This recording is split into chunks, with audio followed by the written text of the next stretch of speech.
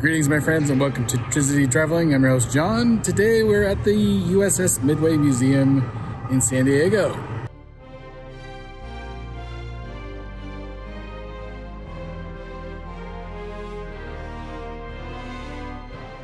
Visitors to the Midway enter on the main hangar deck.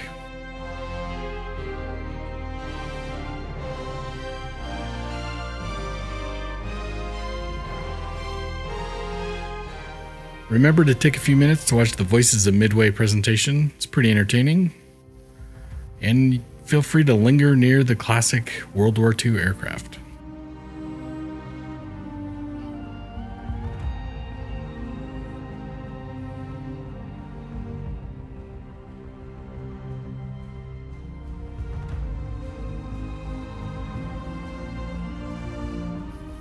The ship has several guided as well as unguided tours. Here's a quick peek at the forward loop tour. This is one of the self-guided tours.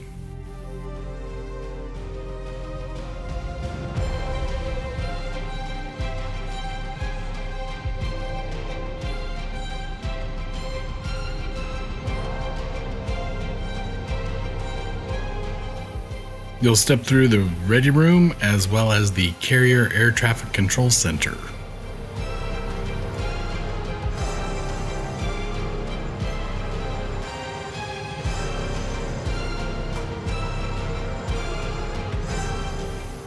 All that before you head up to the bow and see the massive anchor chains. Next up for me, touring the flight deck as well as the island.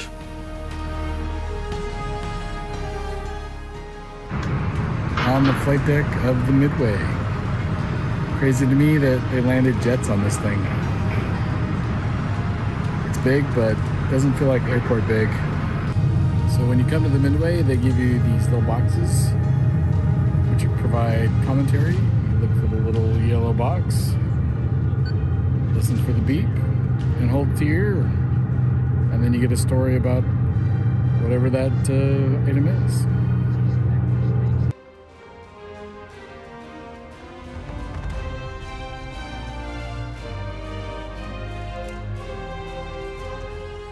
Not quite at the end of the ship.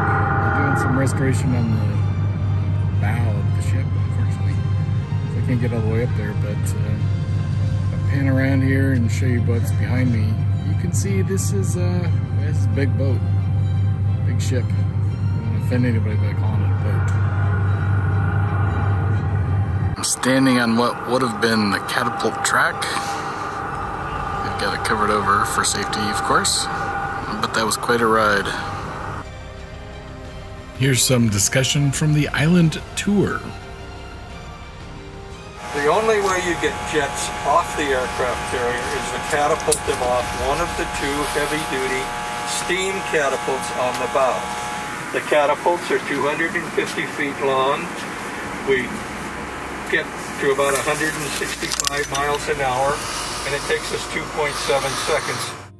Center line of the one runway is that big yellow and white line you see out there. Why is it off the center line of the ship? Because that's the most efficient way to land aircraft. We take off from the bow, land from the stern. The only way we get fixed-wing aircraft aboard is to catch the tail hook of the plane with one of the three arresting gear wires. We land a plane every 45 seconds. One of the things that I would suggest you do, you'll understand what goes on here if you'll spend about 10 or 15 minutes and go listen to the trap talk. The Midway was one of the last diesel carriers. We have 11 attack carriers now. They're all nuclear. The nuclear carriers are much more efficient for a number of reasons.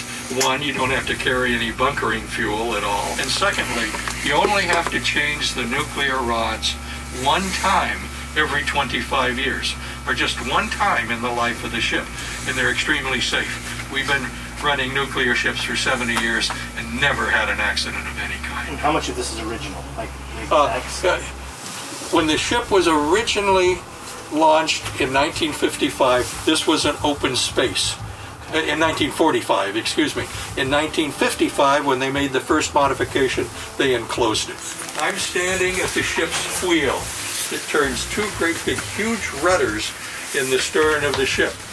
The only thing the helmsman does on his own is keep the ship from drifting off course. This instrument you see right here is called the engine order telegraph. The lee helmsman will then turn both of those dials. We have the same dials in all 4 engine rooms. We have 4 engine rooms. Each engine room controls 1 shaft, 1 propeller. We have 4 shafts, 4 propellers. This reminds me of St. Paul's Cathedral. Not quite that narrow though.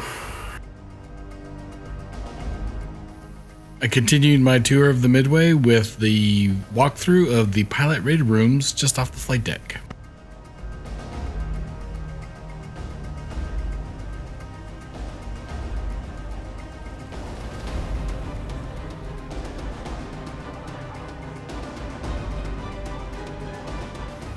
I wrapped my day at the Midway with a cold beverage, stopped by the gift shop. I've been at the Midway for, what is it? It's almost 2 o'clock. So about 4 hours. I've taken my time. I highly recommend sitting and listening to the arresting discussion. Former Navy pilots talking about how they actually land an airplane on a carrier that's moving at an oblique angle to the runway. It's really interesting and I highly recommend that. All right, so I've wrapped up my tour of the Midway, which you can see behind me. Massive ship.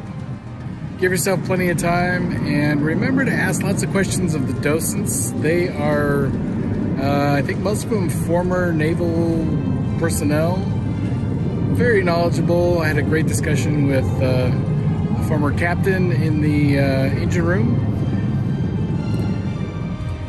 The other thing I think you should be aware of is if you're touring anything other than the flight deck or the hangar deck, you're going to be going up and down a bunch of stairs inside. If you're going up into the island, which is where all the stuff above the flight deck there, hopefully that's right there, you're going to be going up some very vertical, almost ladder-like stairs. So be aware of that if you get a little claustrophobic. I don't know that I'd recommend it. I think there's, I don't know, 4 or 5 different ladders to go up and then 3 or 4 or 5 coming back down. So be aware of that. Beyond that, great museum, and I think you will get the best experience by asking questions of the docents. So that's my piece of advice. Thanks for watching today. I hope you liked today's video. If you did, give it a like. If you have questions or comments, please post those below, and I will be signing off for the rest of today. And as always, I want to wish you and yours safe and happy travels. See you next time.